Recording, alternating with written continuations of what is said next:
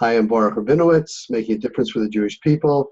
And today I have the pleasure and the honor of speaking with Rabbi Ahron Hoch, one of my very, very dear friends, actually a co-founder with me and some other guys in Aish, Toronto back in 1981. And Aaron is the rabbi of the Village Shul and the HaTorah Learning Center in Toronto as they say. And Aaron, you've done a tremendous amount for the Jewish people. We're all about making a difference for the Jewish people.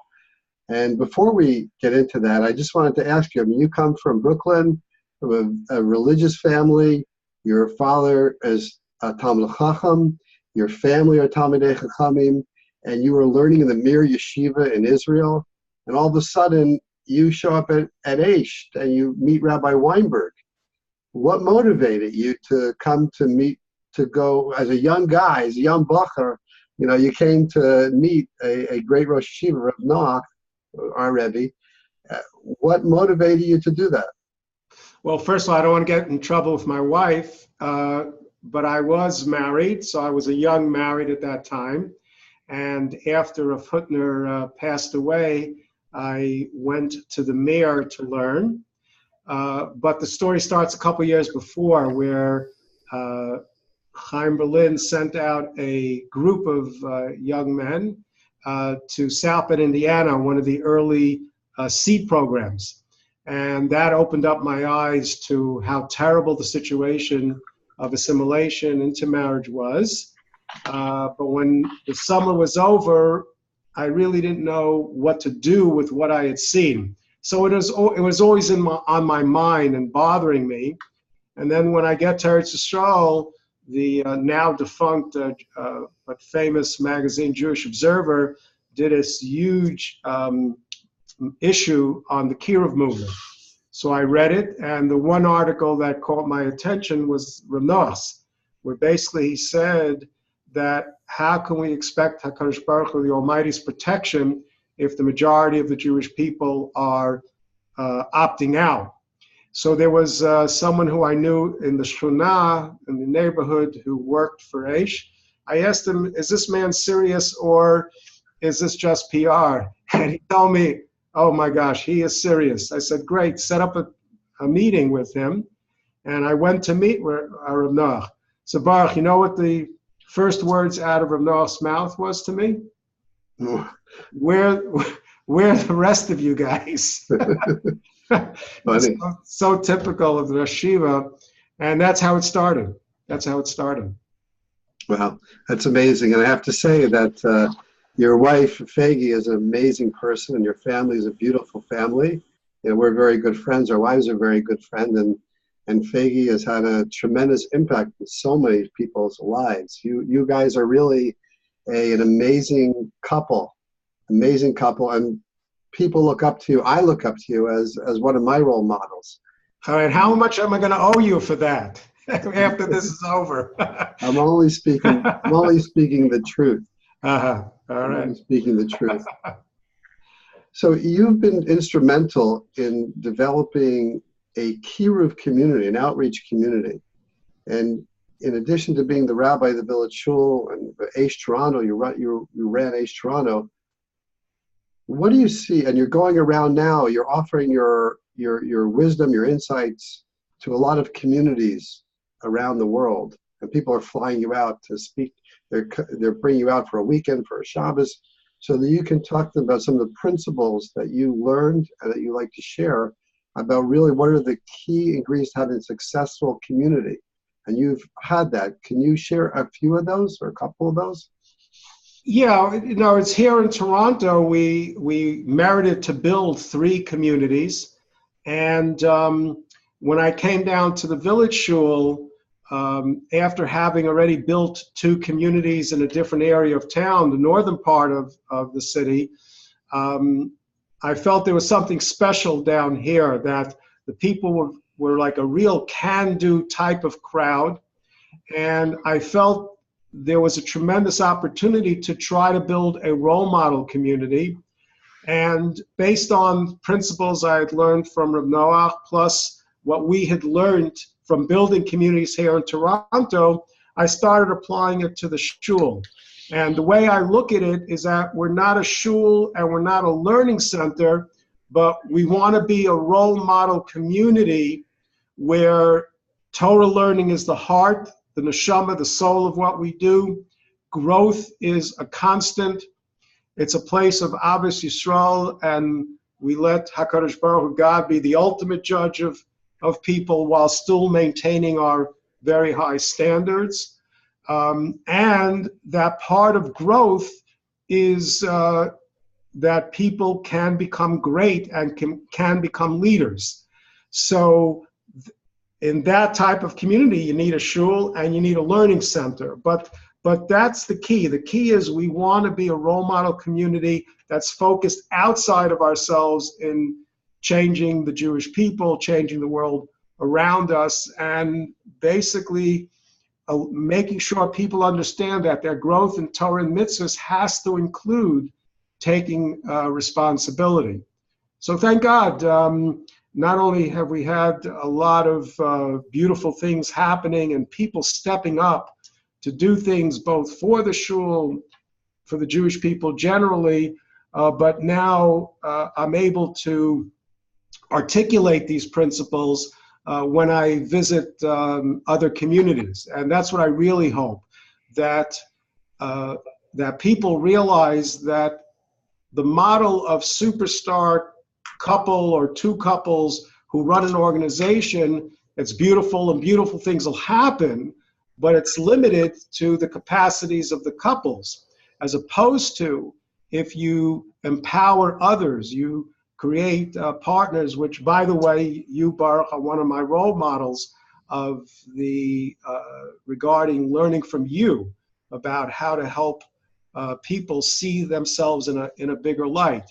So I'm hoping these types of principles will spread around, and that will help in people's outreach efforts, because as we know, as the assimilation gets worse and worse, the ability to reach people is becoming more difficult.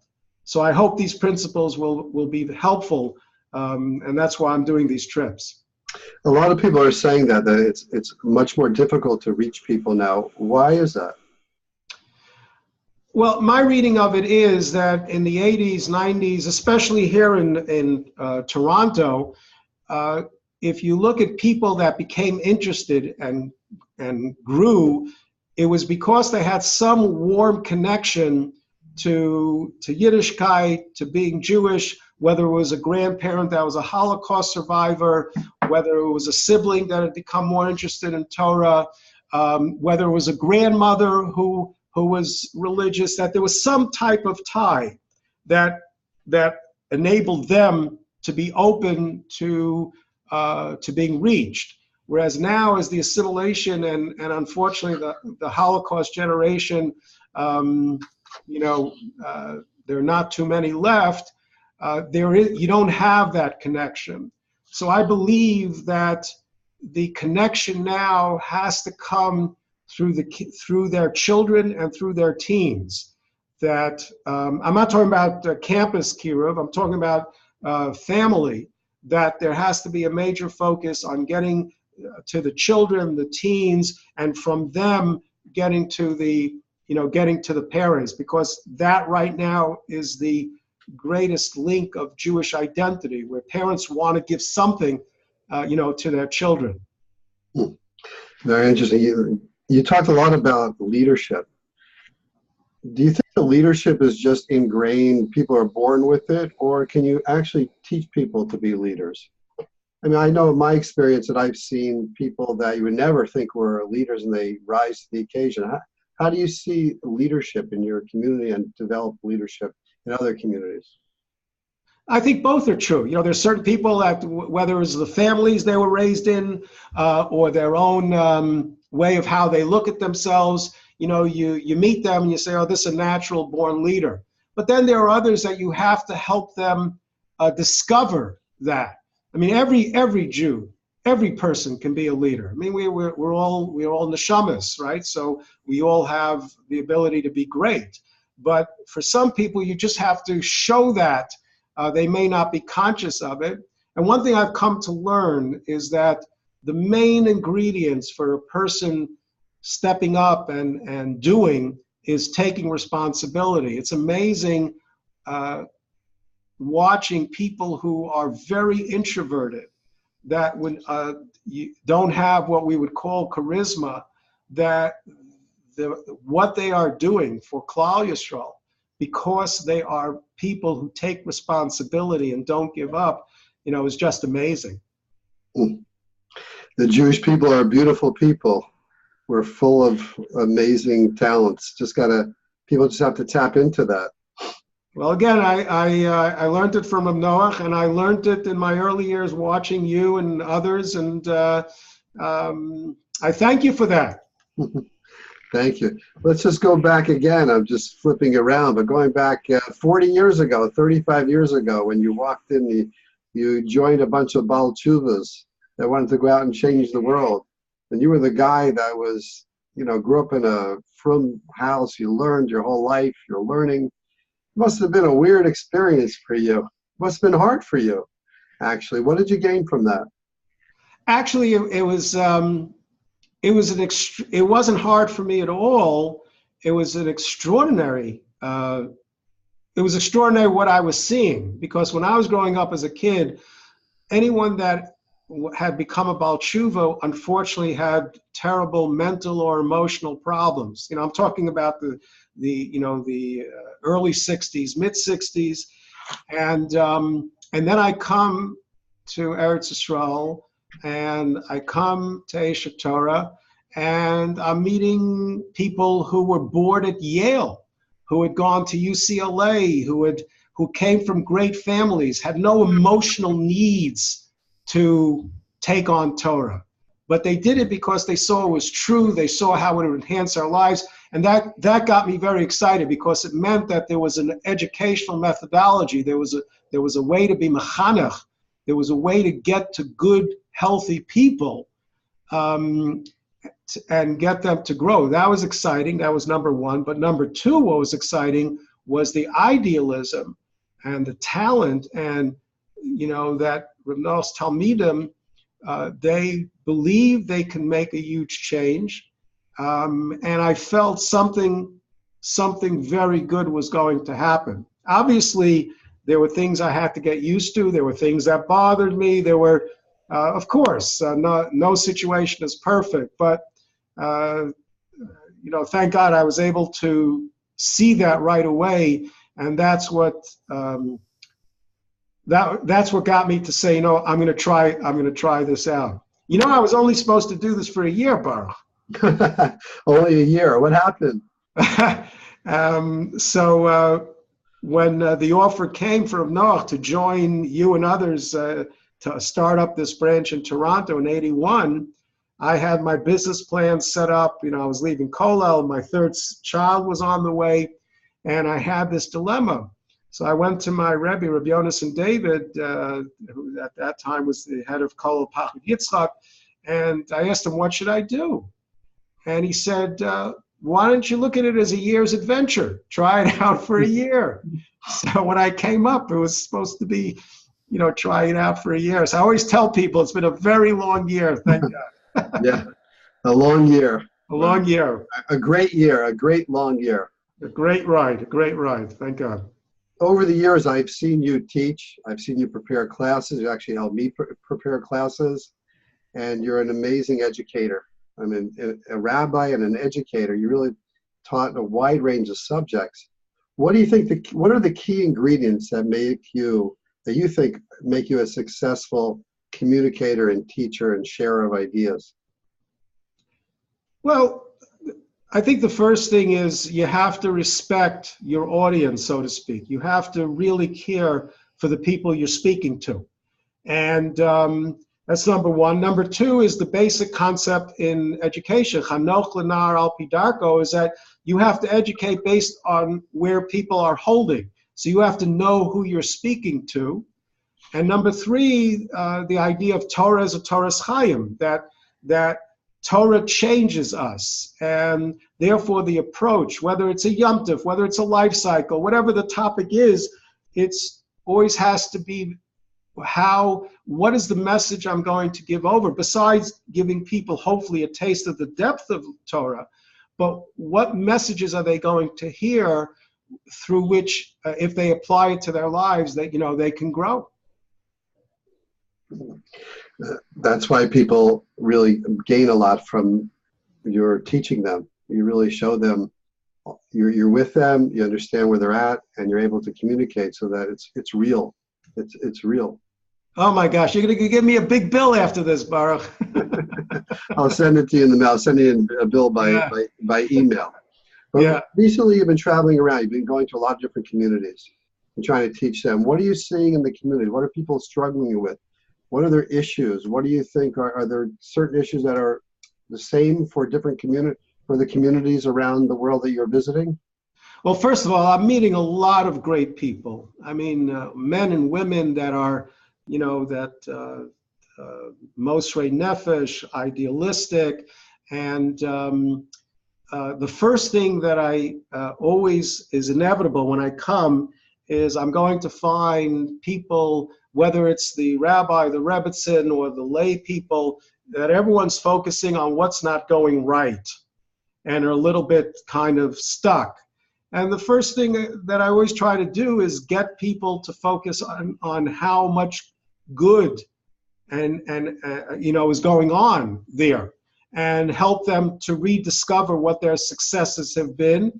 And based on that, once you get your energy back, then the solutions are always there. And I'll try to never try to impose, but try to make suggestions, advise regarding this is what I think your next steps can be. But it's very interesting. It's hard. It's hard work, and klal work is hard work, and we tend to so easily get down because we tend to focus on what's not going right. So that's always the first thing, is I know I'm going to have to reinvigorate the way they look at themselves, the way they look at what they're doing, and so far so good. It's Rav Noah of Blessed Memories Yahrzeit coming up next week. We both spent a lot of time with Rav Noah. You spent a tremendous amount of time. Yeah. Tell me, have a good story or a good lesson that you can share with us? I've been privileged throughout my life to be around great people through my father, and the privilege of 30 years to have known him and to have watched him and to have learned from him, as well as through him get connected with Rabbi Yaakov Zatzal. And I think what comes to mind now is the two aspects to who he was. On one hand, he was scared of what could happen to Klal Yisrael if we don't step up and try to change things and turn things around. On the other hand, he was one of the happiest people I ever met. And I remember once asking him, how are you able to feel the weight of the possibilities of what could happen to Klal Yisrael and yet be so happy? And he told me, because I'm in reality. I'm fighting the fight. And I'm doing Ratzon Hashem. And that unified, the way he was able to unify both the fear and the joy of doing something about it, as well as he taught me what Ahavas Yisrael really looks like. I mean, the chitzonius, the exterior of a Jew it made no difference to him. He just saw a person's neshama, and he was a true Ohev Yisrael, and I miss him. I miss him terribly. Still do. Yeah, it's beautiful. Wow, it's moving. Actually, what you said, it's really very moving. Yeah. Matter of fact, he and his brother are the reason I do these trips. I don't charge when I do these trips. Can you imagine Rabbi Noah or Rabbi Yaakov charging to help,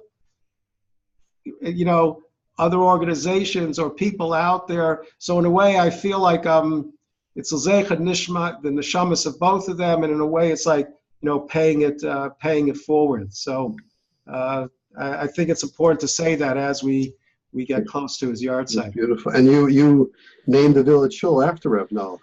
Yeah. In other words, the name, we start off with an English name. Again, we were in basically a secular neighborhood, and after a while, it bothered me that we don't have a Hebrew name. And after he passed away, we named it Kehilas Mishkan Noach. That's our Hebrew name. Very nice. Yeah. So Aaron, you as I mentioned, you have a lot of experience. You've gone around. What do you see now in the main issues facing the Jewish people that we have to deal with? Obviously, there's Kiruv Karovim.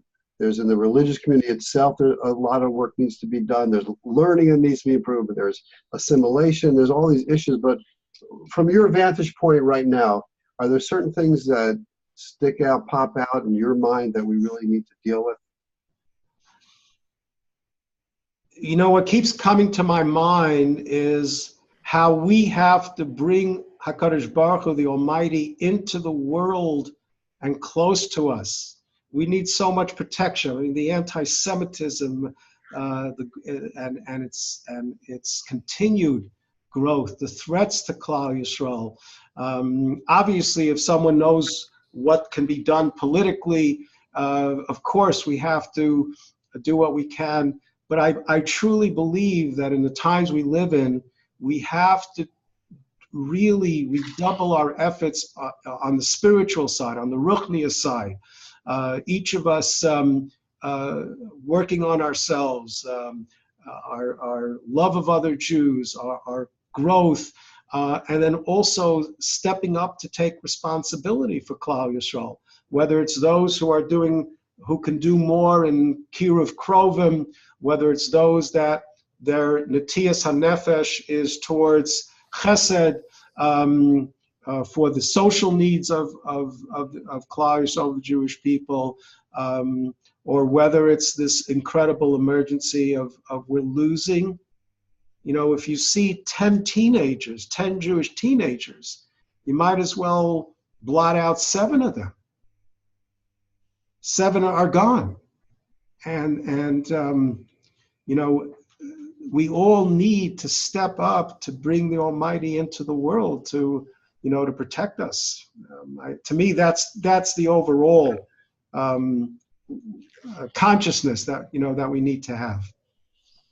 Yeah, I mean the emotion and the realness of what you're saying are really coming through. When I was talking to somebody about doing these conversations, I asked them, what are people really looking for? And they said they want to meet people who are really real. And they want to make other people real. Yeah. I think that was a trademark of Rav Noah, what he did with us and with many other people. He got to our neshama and really, was able to help us become much more real. Yeah. Remember what he used to say, clarity or death, right? That the battle for life is the battle to be sane. Right. Yeah. So, Aaron, Rabbi Hoch, so if people want to get in touch with you to bring you out or just call you for advice, are you open to that? And how can they reach you and how can they find out about you? 100%. To call me, my cell phone is 647-885-1107. And my email address is ahoch@aish.com. And be my pleasure to do what I can to be of help. Okay, thank you. I really appreciate it. Rabbi Ahron Hoch, Rabbi of the Village Shul, one of the founders of Toronto, one of the pioneers in the Kiruv movement, a very dear and personal friend of mine, you and your wife, friends of my Dina and I really want to thank you. I'm Boruch Rabinowitz. If you want to check out my website, boruchrabinowitz.com. And thank you. Thank you very much. Thank you for allowing me to do this, Rabbi Baruch, and send regards to your Aish's Chayil, to your kids, your grandkids, and I look forward to seeing you and being able to give you a hug. Thank you. Thank you.